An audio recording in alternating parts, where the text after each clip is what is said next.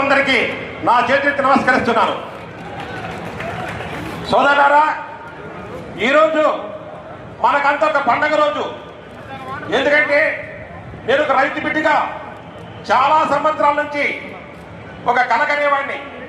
అదేమిటంటే ఈ దేశంలో ఒక రైతు సారని పిలిపించుకునేటువంటి గౌరవప్రదమైన స్థానంలో ఉండాలని చెప్పి మీరు కోరుకునేవాళ్ళు. కానీ ఈరోజు మన చంద్రబాబు నాయుడు గారి యొక్క సారథ్యంలో ఈరోజు మన కళ సాకారమైంది.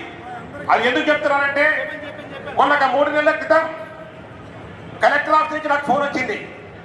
సార్, మీరు సాగునీటి అధ్యక్షుడిగా ఈరోజు కలెక్టర్ ఆఫీస్కి రావాలి, కలెక్టర్ ఆఫీస్లో మీతో సీఎం చంద్రబాబు నాయుడు గారు వీడియో కాన్ఫరెన్స్ లో మాట్లాడతారు, దయచేసి మీరు రైతులందరికీ రావాలని చెప్పి కోరుకున్నారు.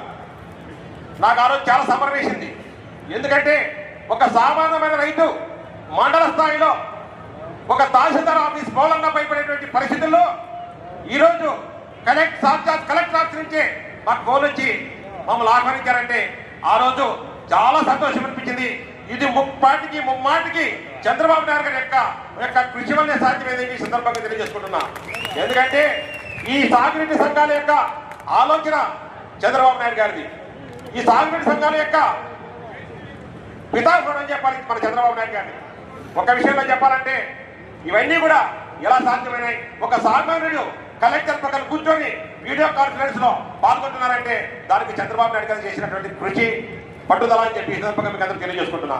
ఎందుకంటే గత 5 సంవత్సరాల్లో సాగునీటి సంఘాలను కానీ, వ్యవసాయ పరపతి సంఘాలను కానీ, రైతు సంక్షేమ కార్యక్రమాలు ఏవి సాగలే. ఈరోజు అన్ని కూడా సక్రమంగా జరుగుతున్నాయి. ముఖ్యంగా మా ఎల్ఎల్సీ కింద తుంగభద్ర ప్రాజెక్ట్ ఎల్ఎల్సీ కింద ఈసారి తుంగభద్ర ప్రాజెక్ట్ కి గేట్లు చాలా బలహీనంగా ఉన్నాయి. వాటిని రిపేర్ చేయాలంటే ఒక్క పంట, రబీ కాలం పంట రైతులందరూ కూడా త్యాగం చేయాల్సిందిగా ఆ రోజు ప్రభుత్వం వాళ్ళు కానీ అధికారులు కానీ మమ్మల్ని అంతా కోరారు.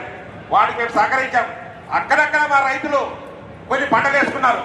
ఆ పంటలు కాపాడుకోవడానికి నేలూరు రామచంద్ర అంటుంటే సకాలంలో అధికారులు కానీ మన మంత్రులు కానీ అందరూ కష్టపడి మాకు పులికరం నుంచి నేలిచ్చారు.